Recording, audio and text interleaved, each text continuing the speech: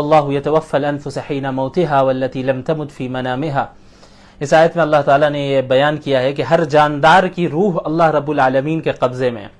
اللہ تعالیٰ جس کو روح دینا چاہتا ہے اسے روح دیتا ہے، اور جس کی روح قبض کرنا چاہتا ہے اس کی روح اللہ تعالیٰ قبض کر لیتا ہے۔ یعنی جسے زندہ رکھنا چاہتا ہے اسے اللہ ہی ہے وہ ذات جو زندہ رکھتا ہے، رکھنے والی ذات اللہ کی ہے، اور اللہ ہی کی وہ ذات ہے جو کسی کو موت دیتی ہے۔ اسی طرح ایک انسان جب نیند کی حالت میں ہوتا ہے تب بھی ایک اعتبار سے اللہ تعالیٰ اس کی روح کو قبض کر لیتا ہے، اور پھر جب اسے بیدار کروانا ہوتا ہے تو اللہ اس کی روح کو واپس بھیج دیتا ہے۔ بہت سے ایسے ہوتے ہیں کہ نیند کی حالت میں ہی ان کی روح اللہ تعالیٰ واپس نہیں کرتا، لہٰذا ان کی موت ہو جاتی ہے۔ آیت نمبر 53 میں یہ ایک ایسی آیت ہے جو اللہ رب العالمین کی رحمت کی طرف اس میں اشارہ کیا گیا اور بتایا گیا کہ اللہ کی رحمت بہت وسیع ہے، یعنی ہر گناہ گار کے لیے اس میں اللہ رب العالمین کی رحمت سے یہ پیغام ہے ہر گنہگار کے لیے کہ وہ اللہ کی رحمت سے مایوس نہ ہو، چاہے کتنا بھی بڑا اس نے گناہ کر لیا ہو۔ قل یا عبادی الذین اسرفوا علی انفسہم لا تقنطوا من رحمت اللہ، آپ میرے بندوں سے کہہ دیجئے، ان بندوں سے جنہوں نے اپنی جانوں کے اوپر گناہ کر کر کے ظلم کیا ہے، لا تقنطوا من رحمت اللہ، اللہ کی رحمت سے مایوس نہ ہونا۔ ان اللہ یغفر الذنوب جميعا، اللہ تعالیٰ تمام گناہوں کو معاف کر دیتا ہے۔ انہ هو الغفور الرحیم، اور یقیناً اللہ تعالیٰ معاف کرنے والا اور رحم کرنے والا ہے۔ بعض لوگ ایسے تھے جب اللہ کے نبی صلی اللہ علیہ وسلم نے انہیں اسلام کی دعوت دی تو انہوں نے اسلام کو پسند کیا، لیکن اللہ کے رسول صلی اللہ علیہ وسلم سے سوال کیا کہ یا رسول اللہ، یہ آپ کا دین تو بہت اچھا ہے لیکن ہم نے تو بہت سے گناہ کیے ہیں، کیا اس دین کو قبول کرنے کے بعد اللہ ہمارے گناہ کو معاف کرے گا، ہماری توبہ قبول ہوگی؟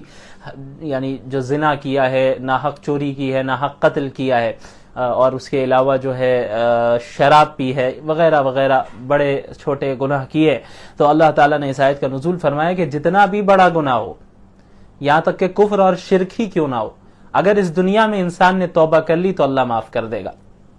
موت آ گئی کفر اور شرک کی حالت میں تو کفر اور شرک اللہ معاف نہیں کرنے والا، اس کے علاوہ اللہ چاہے جس کے چاہے اس کے گناہوں کو معاف کر دے۔ لیکن اس دنیا میں اگر بندہ توبہ کر لیتا ہے تو چاہے کتنا ہی بڑا گناہ ہو، چاہے زنا ہو، چوری ہو، ناحق قتل ہو، یا شراب ہو، یا دیگر گناہ ہو، اللہ تعالیٰ اسے ضرور معاف کرے گا۔ ہاں جو لاز ہے اسلامی حکومت جو حدود نافذ کرے گی وہ الگ چیز ہے، لیکن یہاں مسئلہ توبہ کا ہے کہ ایک گنہگار بندہ اگر توبہ کر لیتا ہے سچے دل کے ساتھ، اخلاص کے ساتھ، اپنے گناہوں کو چھوڑ دیتا ہے، اسے ندامت بھی ہوتی ہے اور آئندہ کبھی نہیں کرنے کا اس وقت عزم کر لیتا ہے، ارادہ کر لیتا ہے، اللہ تمام گناہوں کو معاف کر دیتا ہے۔ اس کے بعد نفخ سور کا ذکر ہے، وَنُفِخَ فِي الصُّورِ، کہ جب قیامت کے لیے سور کو پھونکا جائے گا تو فَصَعِقَ مَن فِي السَّمَاوَاتِ وَمَن فِي الْأَرْضِ، زمین و آسمان میں جتنی مخلوقات ہوں گی سب گر جائیں گی، سب پر موت طاری ہو جائے گی، کیونکہ اب قیامت قائم ہو رہی ہے۔ تو حضرت جبریل، اسرافیل، میکائیل اور عزرائیل علیہم السلام، ان کے علاوہ سب پر موت طاری ہوگی، پھر اللہ تعالیٰ ان پر بھی موت طاری کر دے گا، صرف اللہ کی ذات زندہ رہے گی جیسے ہمیشہ سے تھی اور ہمیشہ اللہ کی ذات زندہ رہے گی۔ اس کے بعد دوبارہ سور کو پھونکا جائے گا تو سب کے سب دوبارہ زندہ اٹھیں گے حشر و میدان حشر کے لیے۔ اس کے بعد جنت والوں کا ذکر اور جہنم والوں کا ذکر ہے، وسیق الذین کفروا الی جہنم زمرا، جہنم والوں کو بھی کھینچ کر انہیں لایا جائے گا جہنم میں، اور جب وہ آئیں گے تو اس کے بعد ان کے لیے دروازہ کھولا جائے گا اور پھر جہنم میں انہیں پھینکا جائے گا اور پھر دروازہ بند کیا جائے گا۔ اور جو جنت والے ہوں گے، وسیق الذین اتقوا ربهم الی الجنۃ زمرا، انہیں بھی جنت لے جایا جائے گا، جنت کے سامنے لے جایا جائے گا اور ان کے لیے دروازے کھلے ہوں گے پہلے سے۔ جہنم والوں کو جب جہنم میں لے جایا جائے گا تو دروازہ بند ہوگا، ان کے آنے کے بعد کھولا جائے گا۔ جنت والے جب جنت جا رہے ہوں گے تو ان کے لیے دروازے پہلے سے کھلے ہوں گے۔ یہی فرق ہوتا ہے مہمان خانے میں اور قید خانے میں۔ مجرموں کو جس طرح قید خانوں میں ڈالا جاتا ہے، جیلوں میں ڈالا جاتا ہے، تو وہ جب جاتے ہیں ان کے سامنے دروازہ کھولا جاتا ہے، پھر اندر بند کیا جاتا ہے، پھر جو ہے دروازہ بند کیا جاتا ہے، ادھر بھی انہیں انتظار کرنا ہوتا ہے۔ لیکن جو مہمان خانے ہوتے ہیں، گیسٹ ہاؤس ہوتا ہے، اور پھر مہمان کے استقبال جب کیا جاتا ہے تو باہر نکل کے استقبال کیا جاتا ہے، اور مہمان کے لیے پہلے سے دروازے کھلے ہوتے ہیں، اس لیے جنت والوں کے لیے بھی پہلے سے دروازے کھلے ہوں گے۔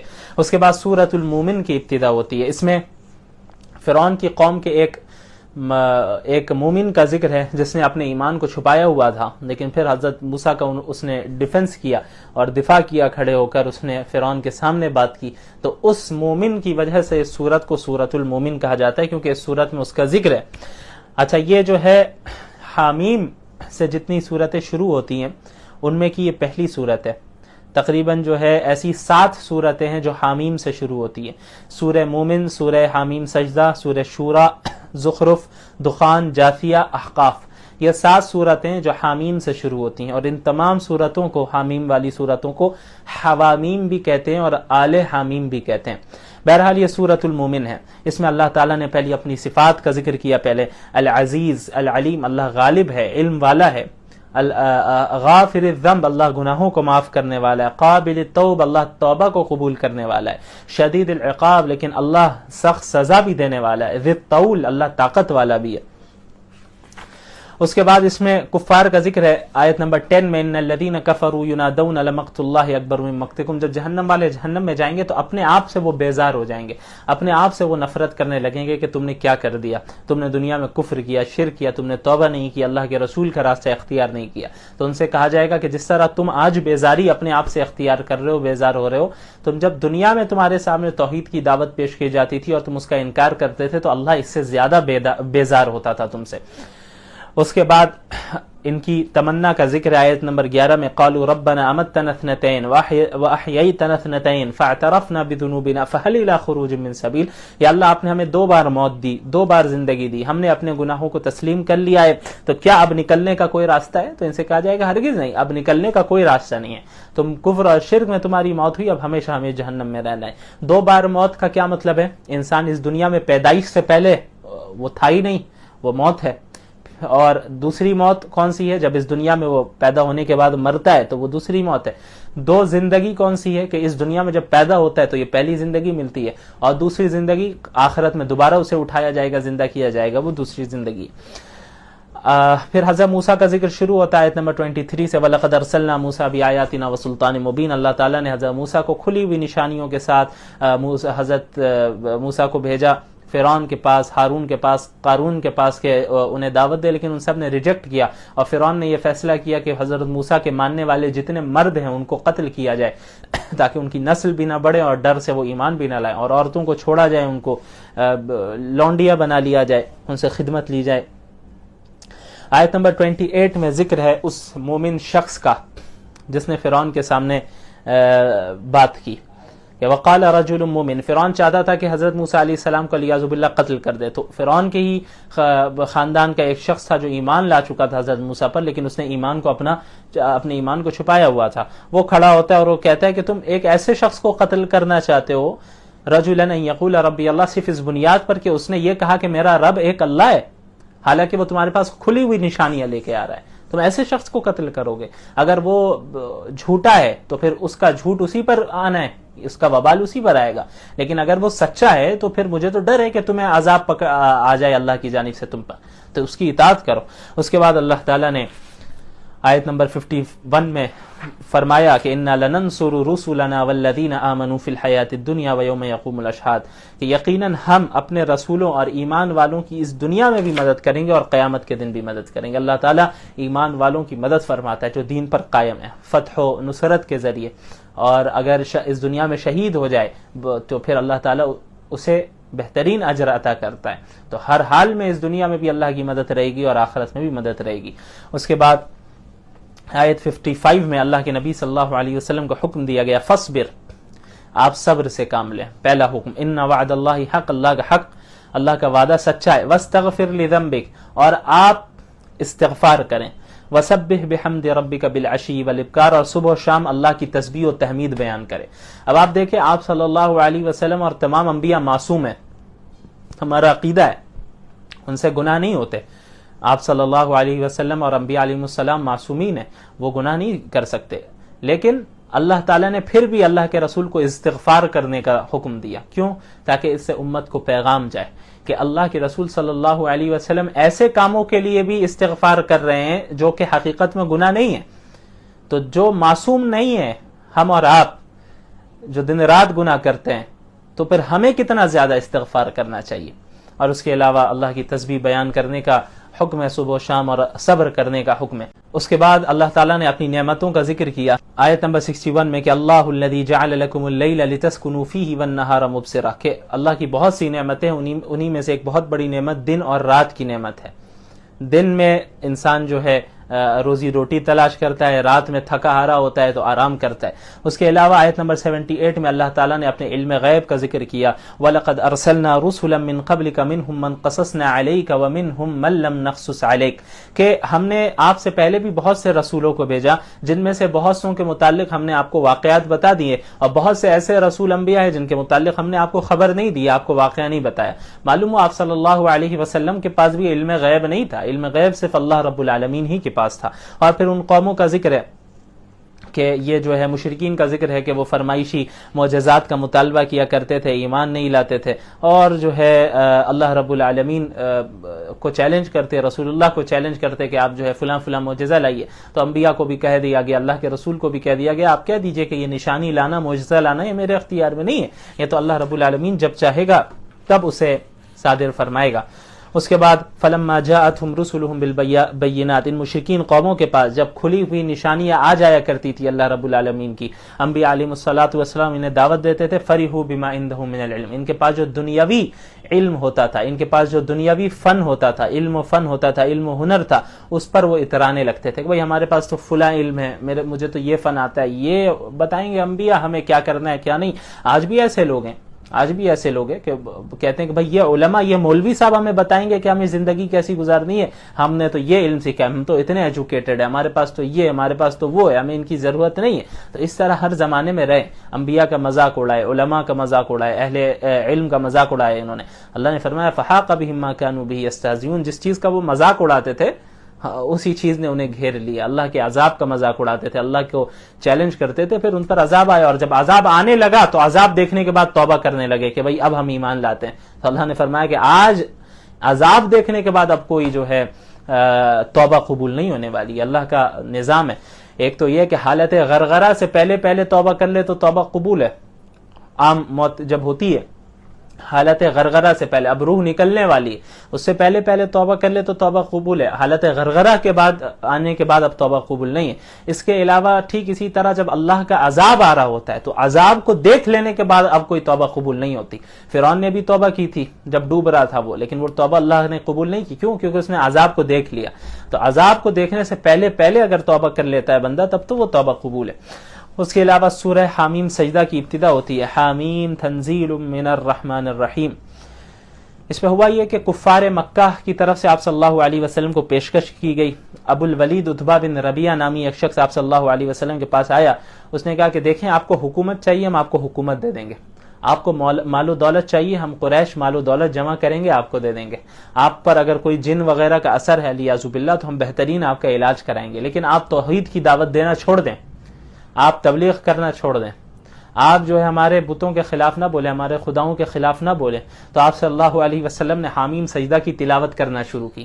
اب یہ جو تھا ابو الولید عتبہ بن ربیعہ، یہ تو بالکل اس کی تو حالت ٹائٹ ہو گئی کہ اس نے ایسا کلام کبھی نہیں سنا تھا۔ آپ صلی اللہ علیہ وسلم جیسے جیسے پڑھتے گئے یہاں تک کہ اس آیت تک پہنچے فَإِنْ أَعْرَضُوا فَقُلْ أَنذَرْتُكُمْ صَاعِقَةً مِثْلَ صَاعِقَةِ عَادٍ وَثَمُودَ، کہ اگر یہ لوگ اعراض کرتے ہیں، اگنور کرتے ہیں، تو آپ کہہ دیجئے کہ ہم اس طرح کے عذاب سے تمہیں ڈراتے ہیں جو عاد اور سمود پر آیا۔ اس آیت پر پہنچے آپ صلی اللہ علیہ وسلم، ابو الولید نے اللہ کے نبی صلی اللہ علیہ وسلم کے منہ پر ہاتھ رکھ دیا ڈر سے کہ بھئی اور آگے مت پڑھیے، آپ اور آگے نہ پڑھیں، اور اٹھ کر وہ وہاں سے چلا گیا، اور اپنی قوم کو اس نے کہا کہ دیکھو میری رائے تو یہ ہے کہ حضور صلی اللہ علیہ وسلم کو اپنے حال پر چھوڑ دو، زیادہ چھیڑ چھاڑ نہ کرو۔ اس کے بعد آیت نمبر 15 میں بھی اب عاد اور ثمود وغیرہ کا ذکر ہے کہ جو اللہ کے رسول صلی اللہ علیہ وسلم جو بھی بھیجے گئے ان کے زمانے میں انبیاء علیہ الصلوۃ والسلام ان کو کہا کرتے تھے کہ بھئی من اشد منا قوہ، ہم سے زیادہ طاقتور کون ہے، ہم زیادہ طاقتور ہیں، ہمارے پاس مال ہے، دولت ہے، ہم اتنے باڈی بلڈر ہیں، ہم ہٹے کٹے ہیں، یہ ساری چیزیں اللہ نے فرمایا کہ یہ ساری چیزیں علم یعلم ان اللہ هو اشد منهم قوہ، کہ جانتے نہیں کہ اللہ ان سے زیادہ طاقتور ہے۔ تو اللہ تعالیٰ نے انہیں کس طرح ہلاک کر دیا، اوندے منہ پڑے رہے، نہیں بچ سکے، اللہ کا مقابلہ کرنے چلے تھے۔ تو آج سمود وغیرہ کے واقعات یاد دلا کر مشرکین مکہ اور تمام انسانیت کو بتایا گیا دیکھو اللہ کو چیلنج نہ کرنا، اللہ سے مقابلہ نہ کرنا، اللہ ایسے ہی ہلاک کر دے گا جس طرح عاد اور سمود کو اس نے ہلاک کیا تھا. تو اللہ کی اطاعت کرنے میں ہی، فرما برداری کرنے میں ہی کامیابی ہے. اس کے بعد آیت 19 اور 20 میں وَيَوْمَ يُحْشَرُ أَعْدَاءُ اللَّهِ إِلَى النَّارِ، کچھ کفار ایسے تھے جو کہتے تھے بھائی ہم جو خلوت میں تنہائی میں گناہ کرتے ہیں اللہ کو کیسے معلوم، کوئی دیکھتا ہی نہیں ہمیں گناہ کرتے ہوئے. اللہ نے فرمایا کہ جس دن جو ہے اللہ کے دشمنوں کو جمع کیا جائے گا اس دن جو ہے ان کے کان، ان کی آنکھیں اور ان کی کھالیں ان کے خلاف گواہی دیں گی اور کہیں گے اپنے جسم سے بھائی تم ہمارے خلاف کیوں گواہی دے رہے ہو. ان کی یہی آنکھیں جن کا وہ غلط استعمال کرتے تھے، ان کے یہی کان جن کا وہ غلط استعمال کرتے تھے، ان کی یہی کھال، یہ اسکن جس کا وہ غلط استعمال کرتے تھے، یہی ساری چیزیں ان کے خلاف گواہی دیں گی قیامت کے دن. تو اللہ تعالیٰ کے پاس سارا علم ہے. انسان جو جلوت میں گناہ کر رہا ہے یا خلوت میں گناہ کر رہا ہے، تنہائی میں کر رہا ہے یا لوگوں کے سامنے کر رہا ہے، یہ سارا علم اللہ کے پاس موجود ہے. اس کے بعد اہل کفر کا بھی ذکر ہے کہ وہ کہا کرتے تھے لا تسمعوا لهذا القرآن، اس قرآن کو نہ سنا کرو. لوگوں سے کہا کرتے تھے کہ بھائی جب قرآن کو پڑھ کر کوئی سنا رہے ہو اللہ کے نبی یا صحابہ تو فوراً کان میں انگلیاں ڈال دو یا وہاں سے بھاگ جاؤ، چلے جاؤ، مت سنو ورنہ جادو ہو جائے گا، یہ ہو جائے گا. اس طرح لوگوں کو متنفر کرتے تھے. تو ان کی سزا کا ذکر ہے. اور اس کے بعد اہل ایمان کا ذکر ہے. ان الذين قالوا ربنا اللہ، وہ لوگ جو کہتے ہیں کہ ہمارا رب اللہ ہے، ثم استقاموا، پھر استقامت کے ساتھ دین پر جم جاتے ہیں. یعنی صرف زبان سے کہہ لینا کافی نہیں ہے، کہتے بھی ہیں کہ ہمارا رب اللہ ہے، ایمان بھی لے آتے ہیں اور پھر عملی طور پر استقامت کے ساتھ جم جاتے ہیں. پھر انہیں دین سے کوئی چیز پھیر نہیں پاتی ہے، چاہے معاشرہ کدھر بھی جا رہا ہو، سوسائٹی کدھر بھی جا رہی ہو، وہ اپنے دین پر استقامت کے ساتھ ڈٹے رہتے ہیں، جمے رہتے ہیں، قائم رہتے ہیں. تتنزل علیہم الملائکۃ الا تخافوا ولا تحزنوا، ان پر فرشتے نازل ہوں گے، ان پر فرشتے اتریں گے جو یہ کہیں گے کہ لا تخافوا ولا تحزنوا، نہ ہی تم پر کوئی خوف ہے نہ ہی کوئی غم ہے. جب اس دنیا سے انسان جائے گا، جب موت ہو رہی ہوگی، جنت میں انٹر ہو رہے ہوں گے تو فرشتے یہی کہیں گے، ہر جگہ سے سلام کیا جائے گا اور یہ کہا جائے گا لا خوف علیکم ولا انتم تحزنون، لا تخافوا ولا تحزنوا، نہ ہی خوف ہے نہ ہی کوئی غم ہے، نہ تمہیں ڈرنا ہے نہ ہی تمہیں غمگین ہونا ہے. میں نے بتایا تھا کہ خوف کا تعلق فیوچر سے ہوتا ہے، غم کا تعلق پاسٹ سے ہوتا ہے. پاسٹ میں کوئی مصیبت آ گئی تو انسان غمگین بیٹھا ہے، اور فیوچر میں کسی مصیبت کا اندیشہ ہے تو پھر انسان جو ہے خوف میں مبتلا رہتا ہے. تو جنت میں نہ پاسٹ پر کوئی افسوس ہوگا نہ فیوچر کا کوئی ٹینشن ہوگا، یعنی ٹینشن فری لائف وہاں پر یہ گزاریں گے. وَأَبْشِرُوا بِالْجَنَّةِ الَّتِي كُنْتُمْ تُوعَدُونَ، اور جنت کی خوشخبری لے لو، اس جنت کی خوشخبری جس کا وعدہ تم لوگوں سے کیا گیا تھا. بہرحال اس کے بعد آیت 42 میں اللہ تعالیٰ نے قرآن کریم کی حفاظت کا ذکر کیا. لا یأتیہ الباطل من بین یدیہ ولا من خلفہ تنزیل من حکیم حمید. یہ قرآن کریم ایسی کتاب ہے کہ اس میں باطل کہیں سے انٹر ہو ہی نہیں سکتا، یعنی اس کے جو ظاہری الفاظ ہیں ان میں بھی باطل دخل اندازی نہیں دے سکتا، وہ اس میں کوئی تبدیلی نہیں آ سکتی، اور اس کے جو معانی ہیں اس میں بھی کوئی جو ہے تبدیلی نہیں آ سکتی. لوگوں نے کوشش کی قرآن کو بدلنے کی لیکن ساری کوششیں ناکام جائیں گی، قرآن میں کوئی تبدیلی نہیں آ پائے گی. تنزیل من حکیم حمید، کیونکہ یہ حکیم حمید جو اللہ کی ذات ہے اس کی طرف سے نازل کردہ کتاب ہے. اس کے بعد آیت 44 میں قرآن کی فصاحت و بلاغت کا ذکر ہے. وَلَوْ جَعَلْنَاهُ قُرْآنًا أَعْجَمِيًّا لَقَالُوا لَوْلَا فُصِّلَتْ آيَاتُهُ أَأَعْجَمِيٌّ وَعَرَبِيٌّ. اس میں یہ بتایا گیا کہ اگر ہم نے قرآن کریم کو فصاحت اور بلاغت کی اعلیٰ درجے پر اور اعلیٰ لیول پر ہم نے نازل نہیں کیا ہوتا تو یہ کفار کہتے کہ بھئی یہ کیسی بات ہے، یہ محمد صلی اللہ علیہ وسلم تو فصیح زبان بولتے ہیں لیکن قرآن جو ان پر نازل ہو رہا ہے وہ غیر فصیح ہے، تو یہ کیسے اللہ کی جانب سے نازل کردہ کتاب ہے. لہٰذا اللہ تعالیٰ نے فصاحت و بلاغت کے ایک دم اعلیٰ درجے پر قرآن کو نازل کیا کہ اس میں کوئی شبہ نہ رہے کہ یہ کتاب اللہ ہی کی ہے یا کسی اور کی ہے. ظاہر ہے اس چیز کی وضاحت ہے، اور قرآن جو پڑھے گا اور قرآن کے تمام علوم کو پڑھے گا اور قرآن کی جو عربی زبان ہے، جو لٹریچر ہے، اس کی فصاحت اور بلاغت کو سمجھنے والا ہوگا، اس کے علاوہ جو آیتوں میں علوم چھپے ہوئے ہیں انہیں وہ پہچانے گا، ان رازوں کو تلاش کرے گا اور نیوٹرل ہو کر پڑھے گا، تو وہ شخص یقیناً اگر اس کے اندر ہدایت کی طلب ہے تو وہ جو ہے سیدھے راستے کو ضرور پالے گا.